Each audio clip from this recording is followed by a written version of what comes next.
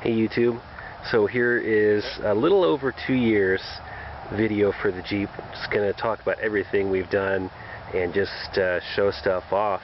So first let's do a quick walk around. 1976 Jeep Cherokee Chief. Although in 76 most of them were still just called the S wide track, but would become the Chief package. So it started off pretty stock, and we've added a whole bunch. Back here is the most recent changes. You can see it's got a reinforced steel tube bumper. This is from Stainless Brain Fabrication. 33-inch tire there underneath the carrier, and of course the jerry can got a high lift jack. CB antenna over there on the right. Just continuing down this side, tires on it, 33 1250 Hankook Dynapro ATM, relatively recent addition. Good tire, nice and quiet. They flex nicely. I wouldn't say they're quite on the same level as like a Wrangler DuraTrack, but they're pretty darn close. And the price difference is, I don't think, worth it for me.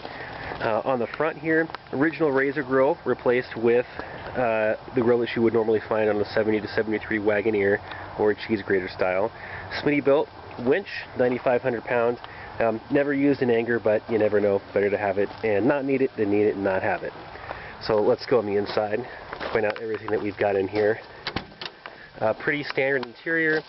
The front seats were replaced quite a while ago with ones out of a mid-80s CJ actually, but it was shared across the CJ and the FSJ at that time. Just some normal brown seat covers off of eBay. Same with the back seat. Interior, like I said, fairly Spartan. This is a fairly low-spec truck from the factory, so not a whole lot going on. In the center here, do have some controls. This is the tachometer for it. This is an auxiliary control. I don't have lights right now. CB radio, and this right here is the new control for the four-wheel drive. Replaces the original system in the dash, which was plumbed to a bunch of other stuff and did not work reliably. So coming back over here, we're going to show off the business end. Originally this truck was equipped with a 360 AMC V8. That engine let go about a year ago and was replaced with an AMC 401. I also added this pretty sweet logo on here. It's a 401, it's a stock build. I didn't do any of the major rebuilding work, just kind of refreshed it, all the seals, checked everything, seems to work pretty good. Running a TBI system off a 1988 or 89, I don't remember now, GMC Sierra pickup. Just pulled it out of a junkyard and got a new harness from a hot rod shop. TBI works pretty well. You know, some people don't like it, some people do. I think it's fantastic for the way that I drive the truck. And here is some other new stuff. The diaphragm here is out of a J20, so it's a double diaphragm and a new master cylinder. Replaced that about 6 months ago or so, and it's really helped the truck stop a lot better. So let's get her fired up real quick. You can see that she fires up pretty quickly.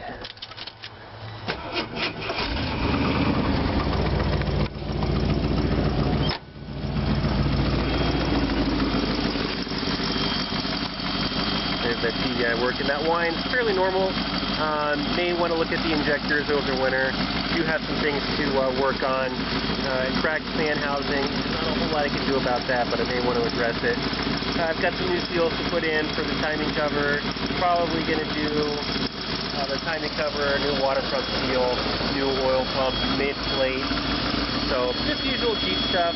Leaks oil, you know, it's a 4-year-old Jeep, and it's going to do that. Not a whole lot I can do about it, but the oil leak is somewhat an issue.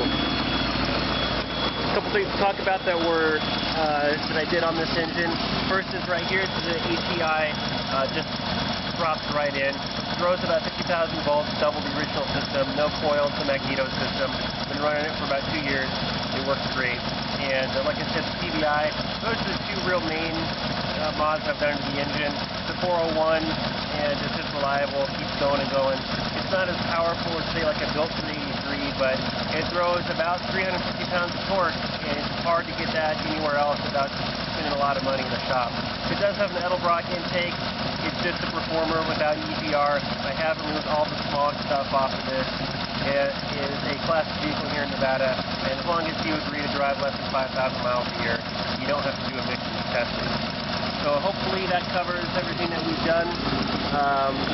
You know, I've had this truck, like I said, for a little over 2 years, It's a really awesome truck. It gets out. I wouldn't call it a crawler or an off-roader per se, but you know, it gets off-road. It's got four-wheel drive. It's got big tires, and I can still drive it down the road. I get about 10 miles per gallon, but tops out, I don't really like going over 60, 65. It's a 40-year-old Jeep, you know, and it says 40-year-old Jeep stuff.